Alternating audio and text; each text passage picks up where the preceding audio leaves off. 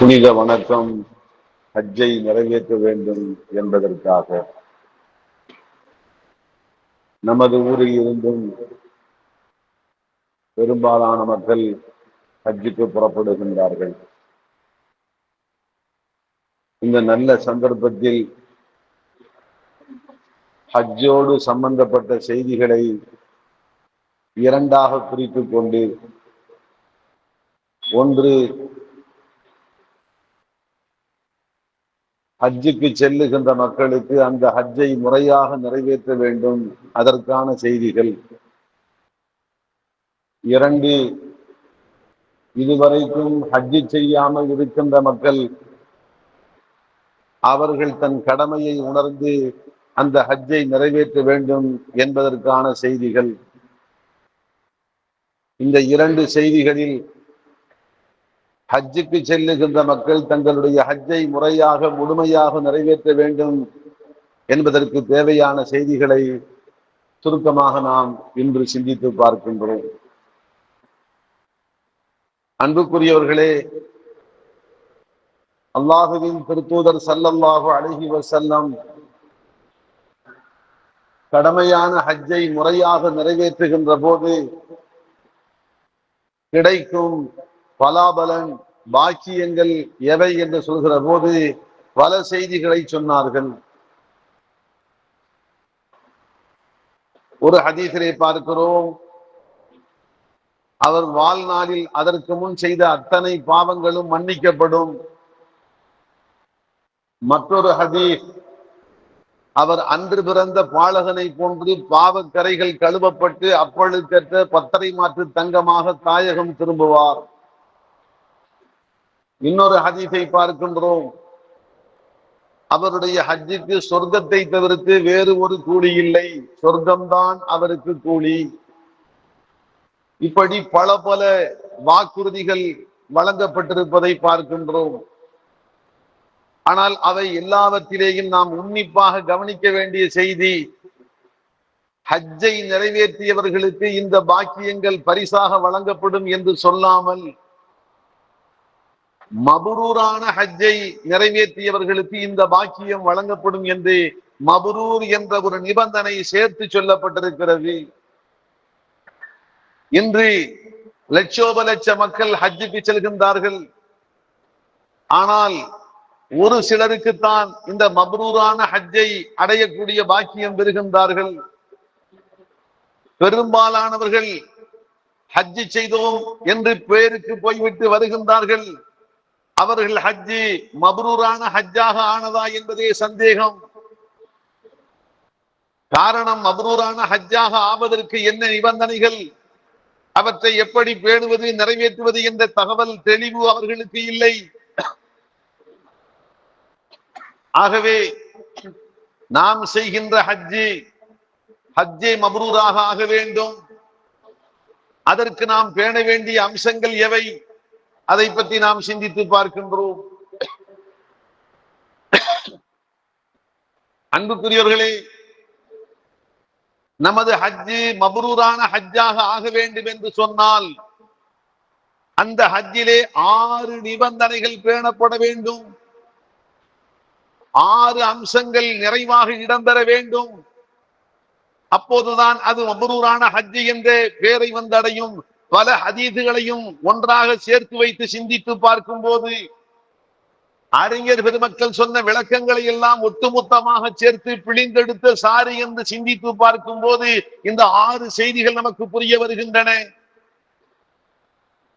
ஆம், முதல் செய்தி, ஹஜ்ஜே, நாம் செய்கின்ற ஹஜ்ஜு மப்ரூரான ஹஜ்ஜாக ஆவதற்கு முதல் நிபந்தனை அல் இஹ்லாஸ். அல்லாஹ்வுக்காக களப்பற்ற முறையில் அந்த ஹஜ்ஜை நாம் நிறைவேற்ற வேண்டும். அல்லாஹ் என்னை பொருந்திக் கொள்ள வேண்டும், அல்லாஹுவை நான் சந்தோஷப்படுத்த வேண்டும், அல்லாஹ்வுடைய கட்டளையை நிறைவேற்றினேன் என்ற பெயரை நான் பெற வேண்டும்.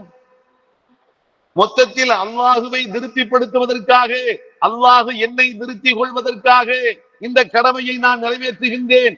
வேறு எந்த உள்நோக்கமும் எனக்கு இல்லை. இதுதான் இஹ்லாஸ், களப்பற்ற எண்ணம். ஆனால் இந்த சமுதாயத்தில் பார்க்கின்றோம், பேருக்காக, புகழுக்காக, பாராட்டுக்காக, விளம்பரத்துக்காக, உலக ஆதாயத்திற்காக ஹஜ்ஜை மேற்கொண்ட நிலையை பார்க்கிறோம். சாதாரணமாக நாம் பார்க்கிறோம், அவர் ஹாஜி என்று தன் பெயரை போடுகிறார். நான் ஹாஜி என்று போட முடியவில்லையே, ஹஜ்ஜுக்கு போய்விட்டு வந்து விட்டால் நானும் ஹாஜி என்று போடுவேன். பெண்கள் ஹாஜியானி என்று போட வேண்டும். பத்திரிகை அடிக்கின்ற போது என் பெயருக்கு முன்பாக ஹாஜியானி என்ற ஒரு பெயர். அதிலேயே நுணுக்கமான செய்தி, ஒரு ஹஜ்ஜி செய்து விட்டு வந்தால் ஹாஜி, ஒன்றுக்கு மேற்பட்ட ஹஜ்ஜி செய்து விட்டு வந்தால் அல்ஹாஜ். இப்படி தன்னை அடையாளப்படுத்துவதற்காக ஹாஜியா அல்ஹாஜா என்றெல்லாம் தன்னை அடையாளப்படுத்துவதற்காக சிலர் ஹஜ்ஜிக்கு சென்று வருகிறார்கள். அவர்கள் இஹ்லாஸான முறையில் ஹஜ் செய்யவில்லை. ஒருவர் இப்படி பேசிக் கொள்கிறார், எனது சம்பந்தி ஹஜ்ஜுக்கு போய்விட்டு வந்து விட்டார், நான் மட்டும் என்ன குறைந்தவரா? அவருக்கு நிகரானவர், அவரை விட உயரமானவர். ஆகவே நானும் ஹஜ்ஜுக்கு போகின்றேன். சம்பந்தியோடு போட்டி போடுவதற்காக ஹஜ் செய்கின்றார். இஹ்லாஸான ஹஜ் இல்லை.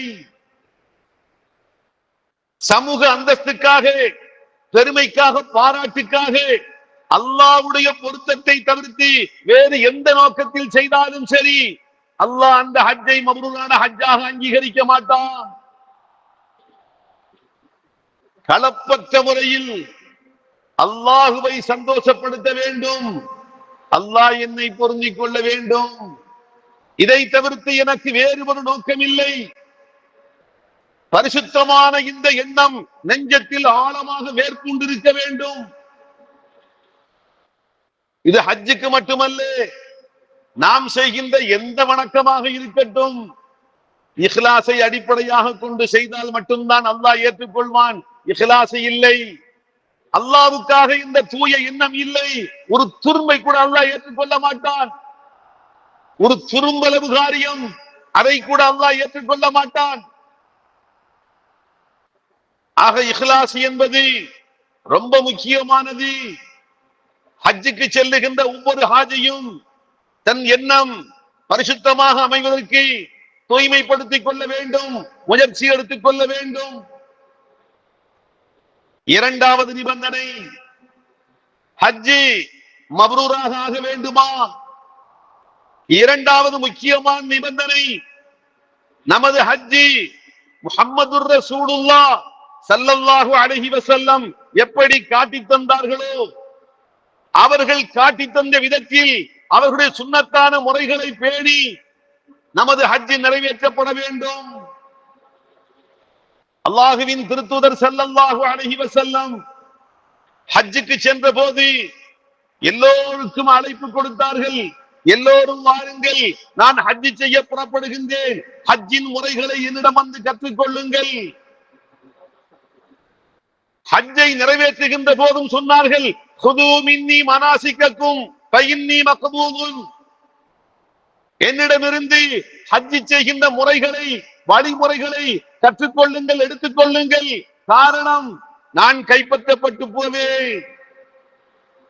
அடுத்த வருடம் இதே இடத்தில் நான் இருப்பேனா என்று சொல்ல முடியாது. கற்றுக்கொள்ளுங்கள். மறுவருடம் வந்தது, ஹஜ்ஜும் நடைபெற்றது. அல்லாஹ்வின் அருள் தூதர் ஸல்லல்லாஹு அலைஹி வஸல்லம் இருக்கவில்லை, போய் சேர்ந்து விட்டார்கள். ஆக வீட்டில் இருந்து புறப்பட்டது முதல் மீண்டும் வந்து சேருகின்ற வரைக்கும் ஒவ்வொரு இடத்திலும் அல்லாஹ்வின் திருத்தூதருடைய முன்மாதிரி என்ன, அல்லாஹ்வின் திருத்தூதர் எப்படி நடந்து கொண்டார்கள் என்று சுன்னத்தான முறையை நெஞ்சத்தில் கொண்டு அப்படியே அதை நாம் பின்பற்ற வேண்டும். அல்லாஹ்வின் தூதர் செய்த ஹஜ்ஜின் வழிமுறை ஒரு விதம், நாம் செய்கின்ற ஹஜ்ஜின் விதம் வேறு விதம் என்று சொன்னால் அந்த ஹஜ் மப்ரூராக ஆகாது. இன்று பார்க்கிறோம், ஒவ்வொரு பகுதி வாழ் மக்கள் அவரவர் தனித்தனியாக ஹஜ் செய்கின்றார்கள். அதாவது ஹஜ் செய்கின்ற விதம் தனித்தனியாக இருக்கிறது.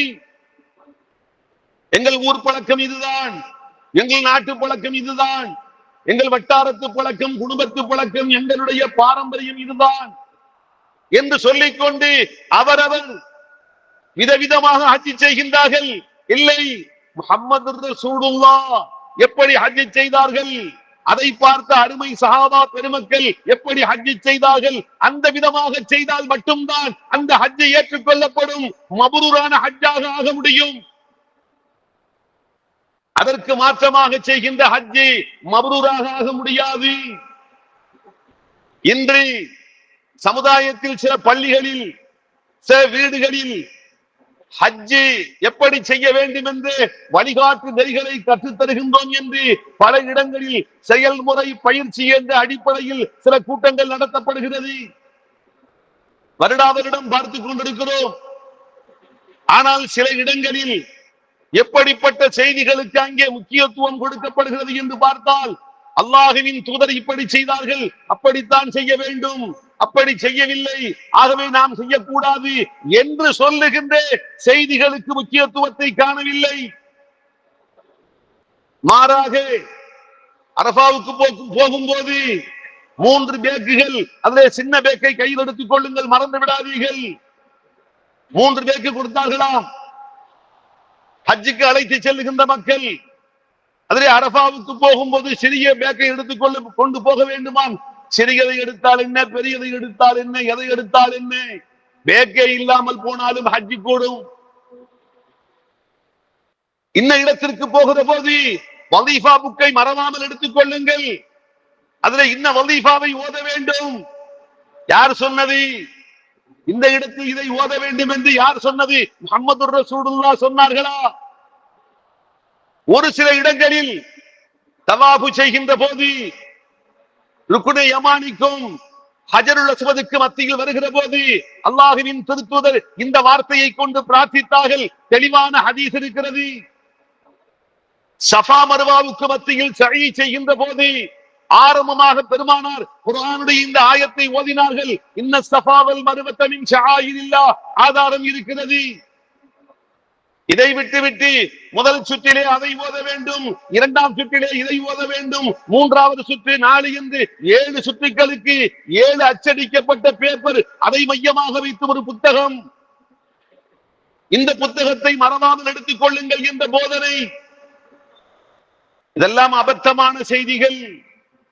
அல்லாஹ்வின் திருத்தூதர் எதை காட்டிக் கொடுத்தார்களோ, அருமை சஹாபா பெருமக்கள் அதை பேணி என்ன செய்தார்களோ அதுதான் மார்க்கம்.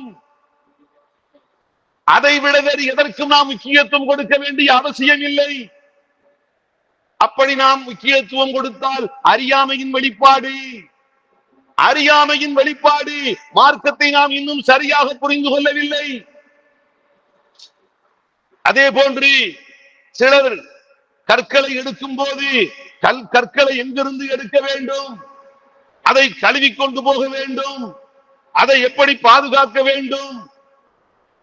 அன்புக்குகளே, இவையெல்லாம் அல்லாஹ்வின் திருத்தூதர் ஸல்லல்லாஹு அலைஹி வஸல்லம் முக்கியத்துவம் கொடுத்து வலியுறுத்திய செய்திகள் இல்லை. ஆக ஹஜ்ஜின் வழிகாட்டல் என்று சொல்லி, ஹஜ்ஜின் நெறிமுறைகளை கற்றுத் தருகின்றோம் என்று சொல்லி நடத்தப்படுகின்ற அந்த கூட்டங்களிலே அல்லாஹ்வின் திருத்தூதர் எப்படி செய்தார்கள் என்ற வழிமுறையை நமக்கு கற்றுத் தரப்படவில்லை. அதற்கு மாற்றமான நாட்டு பழக்கத்தில் உள்ள செய்திகள். ஹஜ்ஜி டிராவல்ஸ்காரர்கள் வாகனத்தை கொண்டு வந்து அழைப்பார்கள், அதற்கு ஏதுவாக இப்படி செய்ய வேண்டும், இதைத்தான் சொல்லப்படுகிறது. அல்லாஹ் அவர்களுக்கு சரியான விளக்கத்தை கொடுக்க வேண்டும். ஆக ஹஜ் மபரூராக ஆக வேண்டும் என்று சொன்னால் முஹம்மது ரசூலுல்லாஹ் ஸல்லல்லாஹு அலைஹி வஸல்லம் எப்படி ஹஜ் செய்தார்கள் என்ற வழிமுறையை தெரிந்து கொண்டு அதே விதமாக அணுவும் பிசகாமல் நாம் நிறைவேற்ற வேண்டும். அப்போதுதான் அந்த ஹஜ்ஜே மபரூராக ஆக முடியும். 3வது நிபந்தனை, நாம் ஹஜ் செய்வதற்கு பயன்படுத்துகின்ற காசு பணம், ஒவ்வொரு நயா பைசாவும் ஹலாலான காசு பணமாக இருக்க வேண்டும். ஹலாலான காசு பணம் இல்லை, ஹராமான காசு, சந்தேகத்துக்குரிய காசு, பங்காளிக்கு துரோகம் செய்த காசு, வேறு வகையாக மோசடி செய்த காசு, லஞ்சம் வாங்கிய பணம், ஊழல் செய்த பணம், சமுதாயத்தை ஏமாற்றி கொண்டு வந்த பணம், பொதுவாக பொது சமுதாயத்துக்கு கொடுக்கப்பட்ட அந்த காசு பணம் சுருட்டப்பட்டு தனி மனிதனுக்கு உடமையாக்கப்பட்டது. அப்படிப்பட்ட பணம் நீ தலைகீழாக இருந்தாலும் சரி, அல்லாஹ் உன் ஹஜ்ஜை ஏற்றுக்கொள்ள மாட்டான். அன்புக்குரியவர்களே, ஹலாலான காசு பணமாக இருக்க வேண்டும். அல்லாஹ்வின் திருத்தூதர் சொன்னார்கள், சன்ஆவில் இருந்து ஒரு மனிதன் வருகிறான். யமனிலே இறுதி எல்லை, கடும் பயணம், தலைவிதி கோலம், பரட்டை தலையாக இருக்கிறது, உதடுகள் எல்லாம் வாடி போய்விட்டது. கையேந்துகின்றான், யா ரப்பி யா ரப்பி யா ரப்பி, என் ரப்பே என் ரப்பே என் ரப்பே என்று அல்லாஹ்வின் பக்கம் கைகளை உயர்த்தி கெஞ்சி கேட்கின்றான். அல்லாஹ்வின் திருத்தூதர் சொன்னார்கள், அவன் முன்பிருக்கின்ற உணவு ஹராம், அருந்தி இருக்கின்ற பானம் ஹராம், உடுத்தி இருக்கின்ற ஆடை ஹராம், அவன் உடல் வளர்ந்திருப்பதே ஹராமை கொண்டு. அப்படி இருக்க அன்னா யுஸ்தஜாபு, இவனுடைய பிரார்த்தனையை அல்லாஹ் எப்படி ஏற்றுக்கொள்வான்? நீ எத்தனை மணி நேரம் கதறினாலும் சரி, கதறி துடித்தாலும் சரி, நீ உண்ட உணவு, அருந்திய பானம், உடுத்திய உடை, வளர்ந்த உடல் ஹராமை உண்டு வளர்ந்திருந்தால் அல்லாஹ் உன்னுடைய வணக்கத்தை ஏற்றுக்கொள்ள மாட்டான். வணக்கம் ஏற்றுக்கொள்ளப்படுவதற்கு சாதகமான காரணிகள் பயணம், தலைவிரி கோலம், பரட்டை தலை, யாரப்பு என்று சொல்வது, கைகளை உயர்த்துவது, கண்ணீரோடு கெஞ்சி கேட்பது, இவை அத்தனையும் பிரார்த்தனை அல்லாஹ் இடத்தில் ஒப்புக்கொள்ளப்படுவதற்கு ஏற்றமான காரணங்கள் அத்தனை இருந்தாலும் சரி, உன் துவாவை அல்லாஹ் ஏற்றுக்கொள்ள மாட்டான். காரணம், நீ உண்டிருப்பது ஹராம், நீ உண்ட உணவு ஹராம், உடுத்திய ஆடை ஹராம், அருந்திய பானம் ஹராம். எப்படி அல்லாஹ் உன் பிரார்த்தனையை ஏற்றுக்கொள்வான்? ஹஜ்ஜுக்கு புறப்படுகிற போது அப்பழுக்கற்ற பரிசுத்தமான காசு, ஹலாலான உழைப்பை கொண்டு சம்பாதித்த காசு, அப்படிப்பட்ட கலப்பற்ற பரிசுத்தமான ஹலாலான காசு பணத்தை கொண்டு ஹஜ்ஜுக்கு செல்ல வேண்டும். இல்லை என்றால் ஹஜ் மப்ரூராக ஆகாது. ஒரு ஹதீஸிலே பார்க்கிறோம், இன்னல்லாஹ தய்யிபுன் யுரீது யுஹிப்பு தய்யிப, அல்லாஹ் பரிசுத்தமானவன், பரிசுத்தமானவற்றை தான் விரும்புகிறான். ஒரு மனிதன் ஹராமான காசில் ஹஜ் செய்ய புறப்பட்டு வாகனத்தில் அமர்ந்து லப்பைக் அல்லாஹும்ம லப்பைக் என்று சொன்னான், அவனுக்கு எதிரொலியாக சத்தம் பதில் வருமாம், லா லப்பைக் வலா சஅதை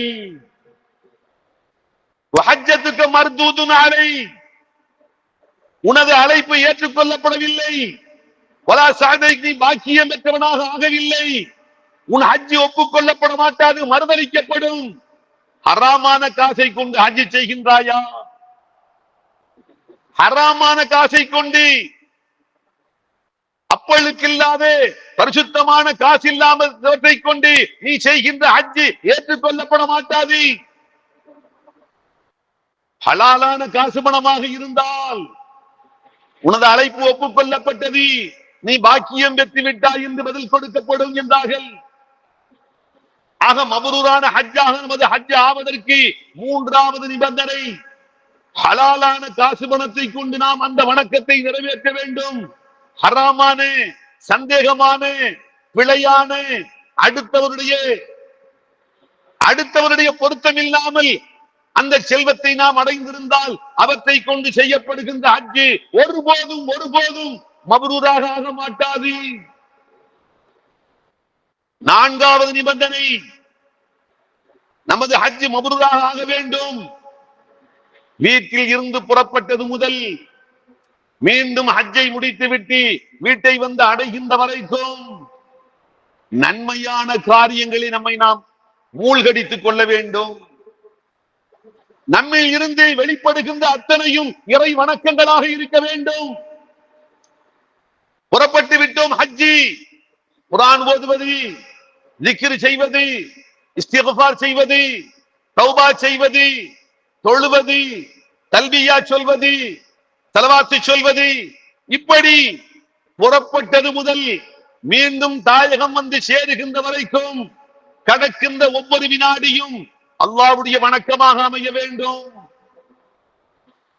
அன்புக்குள்ளே மிகுந்த முக்கியத்துவத்தோடு பேண வேண்டிய செய்திகள். ஆனால் இந்த சமுதாயத்தில் பலருடைய நிலையை பார்க்கிறோம். வீணான முறையில் நேரத்தை கழிக்கின்றார்கள். இறை வணக்கத்தில் கழிக்க வேண்டும் என்ற அக்கறை இல்லை. ஊதாரித்தனமாக கழிக்கின்றார்கள், தூங்கி கழிக்கின்றார்கள். ஹரமிலே போய் பார்க்கிறோம், ஹரமிலே பார்க்கிறோம், தொழுகை நடந்து கொண்டிருக்கிறது. ஜமாஅத்து ஹரமிலே 1,00,000 மடங்கு நன்மை. இங்கே பள்ளியிலே அறையிலே உறங்கிக் கொண்டிருக்கிறார். என்ன, எழுந்து நாங்கள் தொழுது கொள்வோம், 4-5 பேர் இருக்கிறோம், நாங்கள் ஜமாஅத்தாக தொழுது கொள்வோம். என்ன அறியாமை! ஹரமுக்கு சென்று, புனித தலத்துக்கு சென்று ஜமாஅத்தாக தொழுகின்ற பாக்கியத்தை விட்டுவிட்டு நேரத்தையும் பொழுதையும் வீணாக கழிக்கின்றார், வீணடிக்கின்றார் என்றால் அவருடைய அறியாமையை என்னவென்று சொல்வது? அன்புக்குள்ளே ஒவ்வொரு வினாடியையும் விலை மதிக்க முடியாத மாணிக்கமாக கருதி அல்லாஹ்வுடைய வணக்கத்துக்காக பயன்படுத்திக் கொள்ள வேண்டும். அப்போதுதான் நமது ஹஜ்ஜே மப்ரூராக ஆக முடியும். அடுத்து 5வது நிபந்தனை. 4வது நிபந்தனை 10 மடங்கு முக்கியம். 5வது நிபந்தனை 90 மடங்கு முக்கியம் வாய்ந்தது. அது என்ன? வீட்டில் இருந்து புறப்பட்டது முதல் மீண்டும் வந்து தாயகம் சேருகின்ற வரைக்கும் எந்த ஒரு பாவத்தையும் நாம் செய்யக்கூடாது. எந்த ஒரு பாவத்தையும் செய்யக்கூடாது. குறிப்பாக அல்லாஹ்வின் திருத்தூதர் சொன்னார்கள், வலம் யர்ஃபுஸ் வலம் யஃப்சுக், சரசகாரியங்களில் ஈடுபடவில்லை. சரசம் மனிதனுடைய பால் உணர்வை தூண்டுகின்ற ஆபாசமான செய்திகள், ஆபாசமான செயல்கள், ஆபாசமான சமிச்சைகள். எந்த பேச்சை பேசினால், எந்த சமிச்சைகளை செய்தால், எந்த பார்வை, எந்த கேள்வி, எந்த செய்தி பால் உணர்வை தட்டி எழுப்புமோ, அவனுடைய ஆபாசத்தை தூண்டுமோ, அப்படிப்பட்ட அத்தனைக்கும் முடிவு கட்ட வேண்டும். ஆபாசமான எந்த ஒன்றையும் செய்யக்கூடாது. புனிதமான ஹரமுக்கு சென்றதற்கு பின்பாக சிலரை பார்க்கிறோம், கட்டுப்பாடு இல்லாமல் பார்வையை அடைய விடுகிறார்கள். ஹலால் இல்லை. ஹரமுக்கு சென்றாலும் பார்வையை கட்டுப்படுத்த வேண்டும், எச்சரிக்கையாக இருக்க வேண்டும். புனித தலங்களில் ஹராமான காரியத்தில் நாம் ஈடுபட்டால் தாயகம் திரும்பி அவன் மவுத்து வரைக்கும் அவன் தலையிலே விதிக்கப்பட்ட விதியாக அது மாறிவிடும், மாறாது. ஹரமிலே ஒரு மனிதன் எவ்வளவு புனிதத்துவத்தோடு பரிசுத்தமான முறையில் நடந்து கொள்கிறானோ அதே புனிதத்துவம், அதே தூய்மை நிலை அவன் மவுத்து வரைக்கும் நீடிக்கும். ஹரமிலே ஒருவன் புனிதத்துவத்தை பேண மறந்து பிழை செய்தால் அல்லாஹ் பாதுகாக்க வேண்டும். அவன் மவுத்து வரைக்கும் அதுவே அவன் நிலையாக மாறி போகலாம். ஆகவே ஹஜ்ஜுக்கு சென்றிருக்கின்ற அவர் எந்த ஒரு பாவத்தையும் என் கண்ணால் பார்க்க மாட்டேன், என் நாவால் பேச மாட்டேன், என் காதால் கேட்க மாட்டேன், ஹராமான எந்த உணவையும் சந்தேகமான உணவையும் உண்ண மாட்டேன், பிழையான எந்த ஒரு தொடர்புகளையும் நான் ஏற்படுத்திக் கொள்ள மாட்டேன். முழுக்க முழுக்க எல்லா பாவங்களை விட்டும் எச்சரிக்கையாக ஒதுங்க வேண்டும். ஆனால் இன்று வேதனையோடு சொல்ல வேண்டிய செய்தி, இங்கே பேசியது போதாது என்று சொல்லி அங்கே ஹரமுக்கு சென்று தனக்கென ஒதுக்கப்பட்ட அந்த அறையில் ஏன் சிலர் மதாஃப் காபத்துல்லாவுக்கு பக்கத்தில் தவாபு செய்கின்ற இடம் இருக்கிறது அல்லவா, அந்த இடத்தில் அமர்ந்து கொண்டு அங்கேயே புறம் பேசுகிறார்கள். அவர் அப்படி, இவர் இப்படி, இவர் அப்படி புறம் பேசுகிறார்கள். பெரும்பாலும் அவருடைய ஹஜ் எப்படி ஹஜ்ஜை மப்ரூராக ஆக முடியும்? அன்புக்குரியவர்களே, ஒவ்வொரு உறுப்பையும் அந்த உறுப்பு சார்ந்த பாவத்தை விட்டு எச்சரிக்கையாக பாதுகாக்க வேண்டும். ஹராமானவற்றை பார்ப்பதோ, கேட்பதோ, பேசுவதோ, எண்ணுவதோ, செய்வதோ அணுகுவதோ முழுக்க முழுக்க ஒதுக்கப்பட வேண்டும். முழுமையாக பாவங்களில் இருந்து விடுபட வேண்டும். எந்த ஒரு பாவத்திலும் தொடர்பு வைத்துக் கொள்ளக்கூடாது. அல்லாஹ்விடத்தில் பாதுகாப்பு தேட வேண்டும். ஆம், இதை பேண வேண்டிய 5வது நிபந்தனை. அப்போதுதான் நாம் செய்கின்ற ஹஜ்ஜே மப்ரூராக ஆக முடியும்.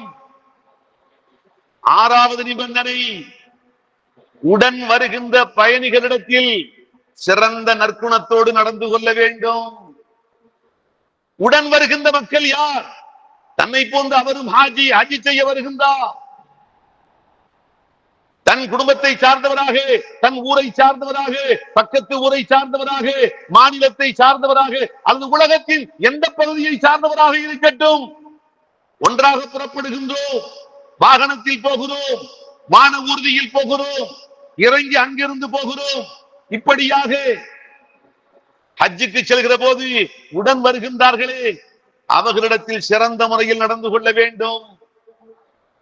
அந்த காலத்தில் பார்க்கிறோம் எப்படி நடந்து கொண்டார்கள். அல்லாஹு அக்பர். அப்துல்லாஹி இப்னு முபாரக் ரஹ்மத்துல்லாஹி அலைஹி மிகப்பெரிய ஹதீஸுகளை வல்லுனர், சட்ட மேதை, வயது முதிர்ந்தவர்கள், பெரியவர்கள்.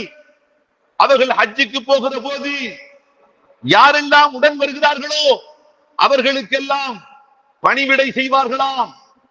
இவர்கள் வயது முதிர்ந்தவர்கள், வாலிபர்களுக்கு பணிவிடை செய்வார்கள். அவர்கள் நோன்பு நோற்றிருப்பார்கள். நோன்பில்லாதவர்களுக்கு உணவு தயாரித்து பரிமாறுவார்கள். ஹஜ்ஜுக்கு போகிற போது இருவரை பற்றிய ஒரு தகவல் வருகிறது. ஒரு இடத்தில் 2 பேர் ஹஜ்ஜுக்கு சேர்ந்து போனார்கள். ஒரு வாலிபர், ஒரு வயது முதிர்ந்த பெரியவர். துஆ செய்ய ஆரம்பித்த உடனேயே பொங்கி பொங்கி அழுகிறார் பெரியவர். இந்த வாலிபர் நினைத்தார், இவரோடு நான் எப்படி ஹஜ் செய்ய போகிறேன்? இவரால் எனக்கு பிரச்சனை இருக்கும், இவரால் எனக்கு சஞ்சலம் ஏற்படும் என்று கருதினார். ஆனால் இருவரையும் ஒன்றாக சேர்த்து விட்டாரே அவர். இருவரும் ஹஜ்ஜை முடித்து விட்டு வந்ததற்கு பின் இருவரையும் விசாரிக்கின்றார். முதலிலே அந்த பெரியவரிடத்தில், அந்த சிறியவரிடத்தில், வாலிபரிடத்தில் சென்று கேட்டார், எப்படி ஹஜ் அமைந்திருந்தது, பெரியவர் எப்படி நடந்து கொண்டார்? அல்லாஹ் அவருக்கு ரஹமத்து செய்வானாக. என்னை விட முதியவர், தந்தையை போன்றவர். அவர் எனக்கு பணிவிடை செய்தார். அவர் நோன்போடு இருந்தார், எனக்கு உணவு தயாரித்து கொடுத்தார். நான் நிம்மதியாக இருக்க வேண்டும் என்று அவர் பலபோது தன் உறக்கத்தை துறந்தார். பாராட்டுகின்றார், இதை போன்ற நல்ல மனிதர்களை நான் பார்க்கவில்லை. அடுத்து அவரிடத்தில் சென்று கேட்டார், எப்படி இருந்தது, குறிப்பாக வாலிபர் எப்படி நடந்து கொண்டார்? உடனே அங்கே கை தூக்கினார், அல்லாஹ் அந்த வாலிபருக்கு ரஹமத்து செய்வானாக. இப்படிப்பட்ட ஒரு வாலிபரை நான் கண்டதில்லை. எப்போது பார்த்தாலும் ஓதிக்கொண்டே இருப்பார், எப்போது பார்த்தாலும் திக்ர் செய்து கொண்டிருப்பார், இறைவணக்கத்தில் ஈடுபடுவார்.